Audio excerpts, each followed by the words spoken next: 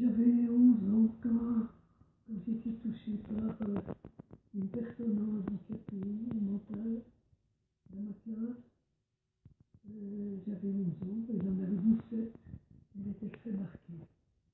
On avait peur d'elle un peu, elle était dans un coin. Et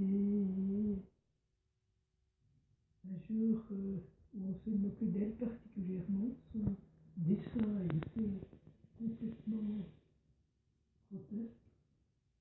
Le professeur de dessin s'est moqué d'elle, toute la classe, moi aussi, comme les autres. Quand je me suis retournée, j'ai vu que Alice était en train de pleurer très silencieusement, elle qui ne manifestait jamais rien. Mais j'ai été touchée par ses larmes, et pour la première fois, au-delà du cœur, j'ai vu sa souffrance. Son cœur qui pleurait parce qu'elle n'était pas aimée, et qu'on a tant besoin d'amour.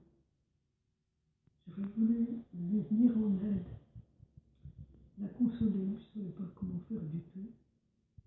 Alors, si j'avais des idées, je me disais, on pourrait lui donner quelque chose à faire qu'elle sait bien faire. La couture au lieu du cours d'algèbre, on pourrait l'habiller avec des vêtements de couleur. On pourrait nous dire pourquoi elle était comme ça.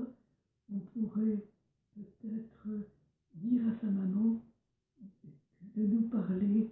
J'ai pensé à sa maman déjà beaucoup en me disant, en voyant son chagrin, sa maman pourrait plus la consoler.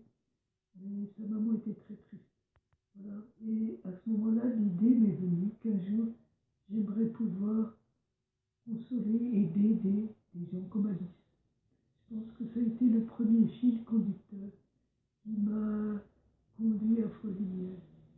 C'est resté très discret dans mon cœur, et quand j'ai dû choisir une orientation, juste de créer une première école d'éducatrice spécialisée, et quand j'ai reçu le dépliant par hasard, non pas par hasard, par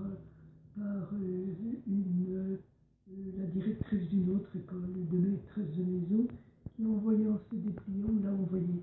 Et je me suis dit, mais c'est exactement ce que je souhaitais, pouvoir aider les personnes handicapées mentales à donner tout ce qu'elles peuvent donner, à sentir, à se sentir intégrées, etc.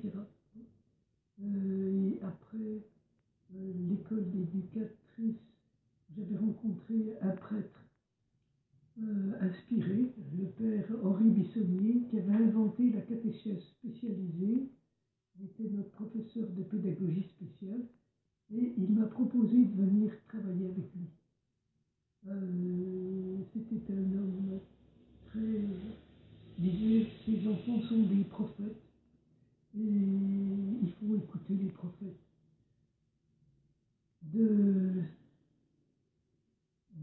En même temps que des personnes handicapées, la catéchèse, des travaux de recherche, j'avais aussi beaucoup de rencontres avec des parents très souffrants. Je me souviens à l'hôpital où j'étais responsable des éducatrices spécialisées. À la consultation arrive un petit couple tout jeune portant dans ses mains un petit enfant qui pouvait avoir 18 mois, très handicapé, ne manifestant pratiquement rien. Le médecin l'examine longuement et dit, il n'y a rien à faire, cet enfant, il faut que vous le placiez, pensez à un autre. J'ai ressenti comme un coup de poignard dans mon cœur, celui des parents à qui on a enlevé toute espérance, et à celui sans doute de ce petit enfant qui était condamné bien plus par les paroles du médecin que par son handicap lui-même. Il y a toujours quelque chose à faire. Et à ce moment-là, j'ai pensé à créer l'Office chrétien des personnes handicapées pour les parents. L'Office chrétien des personnes handicapées est né en 1963, et Jean Vanier, un an plus tard, créé l'Arche. Nous nous rencontrions en 1970, partageant de façon différente le même amour pour les personnes handicapées, le même désir qu'elles, si chères au cœur de Dieu, trouvent leur place dans l'Église.